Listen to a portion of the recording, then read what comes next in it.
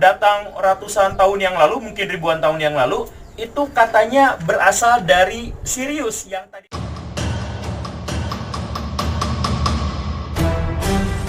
Beraya, kita ketemu lagi di Guru Gemul Channel. Ini adalah episode ke-27 dan kita sekarang punya bahasan tentang alien lagi yang katanya datang ke bumi. Tepatnya ke sebuah wilayah dekat gurun di Mali. Ini adalah lanjutan dari episode ke-6. Kalau mau dianggap ini lanjutan, kalau tidak ya juga tidak apa-apa. Ini juga ada hubungannya dengan episode ke-15 tentang di Afrika ada makhluk-makhluk yang seperti dinosaurus. Nah, kalau Baraya punya kuota yang cukup, punya kesabaran yang cukup, silahkan nonton sesudah ini. Baik, Baraya. Cerita ini dimulai dari penjelajahan seorang Prancis bernama Marcel Gruelle. Marcel Gruelle. Si Marcel Gruelle ini adalah seorang antropolog yang dikirim oleh pemerintah Prancis untuk meneliti daerah sub-Sahara, daerah Sahara.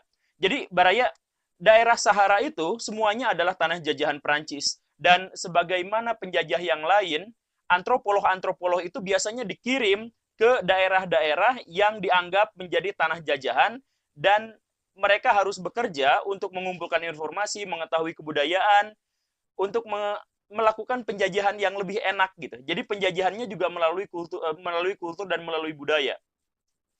Kalau di Indonesia kasusnya sama seperti diutusnya Senokur Gronje ke Aceh untuk meneliti bagaimana perilaku orang Aceh, karena orang Aceh susah sekali ditaklukkan oleh orang Belanda, maka dikirimlah antropolog. Nah, begitupun di Mali itu dikirimlah seorang yang namanya Marcel barusan itu pada tahun 1931 sampai 1947 dikirim ke sana.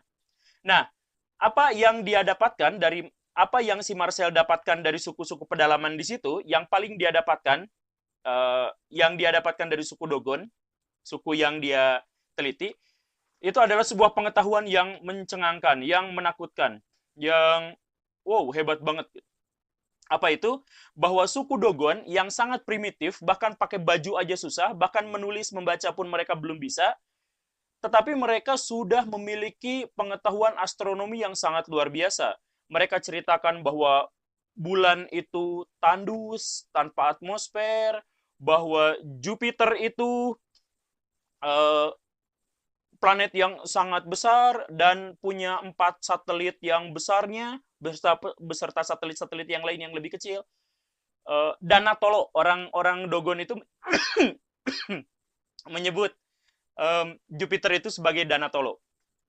Begitu. Jadi itu kan pengetahuan-pengetahuan itu semestinya hanya diketahui oleh orang-orang yang punya teropong. Tapi ini orang pedalaman yang baca tulis saja nggak bisa, yang hidupnya aja sama semi nomaden. Kenapa mereka bisa menemukan pengetahuan ini? Mereka juga cerita tentang planet Saturnus yang katanya bercincin. Mereka bilang seperti itu.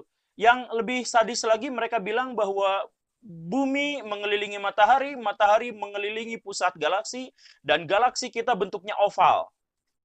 Ini pengetahuan macam apa? Ini hanya ilmuwan yang sudah meneliti, yang megang begitu banyak teropong dan satelit, yang ngubuk-ngubuk matematika dan fisika selama puluhan tahun, yang tahu tentang ini. Tetapi suku Dogon yang tidak bisa membaca dan menulis, dia bisa tahu bahwa kita ada di Bima Sakti. Anehnya lagi, suku Dogon itu punya pengetahuan, kata si Marcel itu, punya pengetahuan yang fokus pada sebuah bintang, bintang Sirius. Baraya kalau tahu bintang Sirius itu adalah bintang yang paling terang yang terlihat dari bumi. Bukan yang paling gede, bukan yang cahayanya paling besar, tapi karena dekat dengan bumi dan cahayanya yang paling terang dari bumi maksudnya, jadi kelihatan banget gitu. Nah,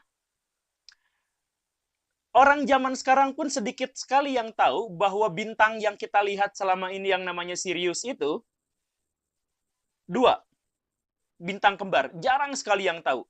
Tapi orang Dogon tahu.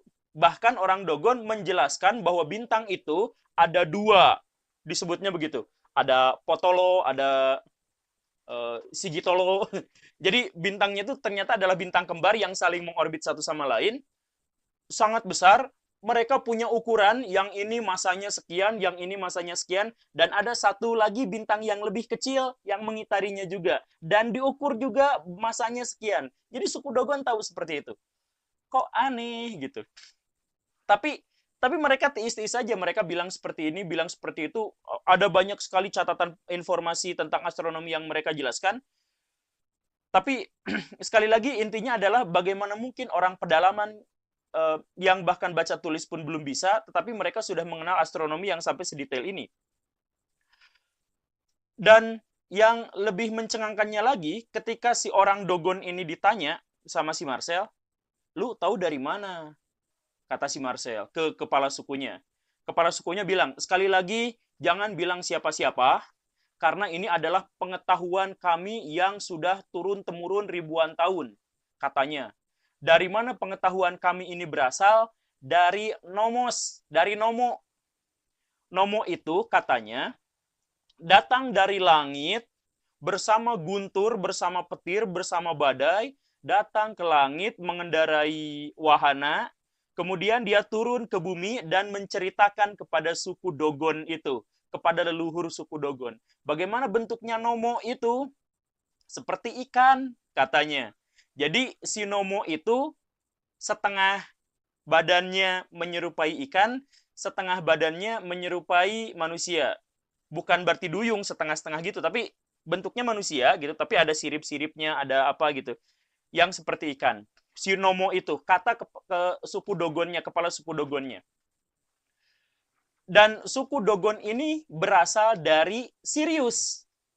Itu ketua Dogonnya, ketua suku Dogonnya bilang bahwa si Nomo, dewa kami yang memberitahukan pengetahuan astronomi yang luar biasa ini, datang ratusan tahun yang lalu, mungkin ribuan tahun yang lalu, itu katanya berasal dari Sirius yang tadi diceritakan, bahwa bintangnya kembar, bahwa apa, dan seterusnya. Baraya, saya pengen memberi penjelasan bahwa pengetahuan manusia modern tentang bahwa Sirius itu bintang kembar, itu terjadi di akhir tahun 1860-an. 1862. Itu baru tahu. Tapi tidak publik, tidak dipublikasikan. Dipublikasikannya baru beberapa tahun sesudahnya. Jadi apakah ada ilmuwan, ada profesor yang memberitahu pengetahuan itu kepada suku Dogon? Tidak diketahui. Tapi yang jelas suku Dogon itu sangat primitif. Mereka tidak mau berinteraksi dengan siapapun. Bahkan si Marcel, yang antropolog yang menceritakan ini pun, dia baru mendapatkan informasi dari suku Dogon ini tentang astronomi yang mengagumkan itu setelah 16 tahun bercengkerama. Jadi setelah 16 tahun, setelah dipercaya, baru suku Dogon itu ketuanya menceritakan bagaimana pengetahuan itu.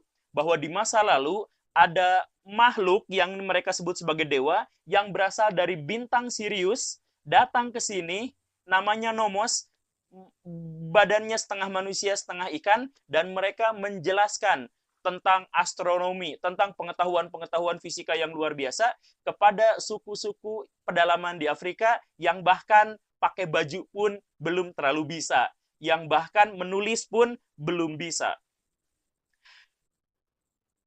Pada akhirnya si Marcel ini menuliskan bukunya dan Le Rinald Pale itu di ini ya tahun 52 kalau tidak salah, itu bukunya terbit dan diceritakan kemana-mana, di jurnal juga dituliskan tentang bagaimana suku Dogon memiliki pengetahuan astronomi yang luar biasa. Sampai sekarang belum diketahui secara pasti apa yang sebenarnya terjadi. Apakah memang benar-benar ada alien yang datang ke Afrika dan menceritakan yang disebut dewa, atau mungkin suku Dogon berinteraksi dengan ilmuwan bumi sebelumnya, kemudian mereka diberitahu oleh ilmuwan bumi itu. Tetapi yang pasti ada sebuah topeng besar, topeng yang bentuknya patung berbentuk topeng dari suku Dogon itu yang umurnya 400 tahun, dan di situ juga ada gambar-gambar, ada isyarat-isyarat yang menyebutkan tentang pengetahuan astronomi itu. Jadi pengetahuan astronomi itu setidaknya sudah diketahui oleh suku Dogon secara turun-temurun selama 400 tahun sebelumnya. Apakah benar-benar alien datang dan memberitahukan kepada mereka? Kita tidak pernah tahu. Yang jelas ini salah satu misteri yang menarik yang bisa kita bahas dari benua Afrika. Baraya, itu saja bahasannya. Terima kasih karena sudah menyimak episode ke-27. Silahkan tonton episode-episode sebelumnya. Saya Guru Gembul, silahkan subscribe. Assalamualaikum warahmatullahi wabarakatuh.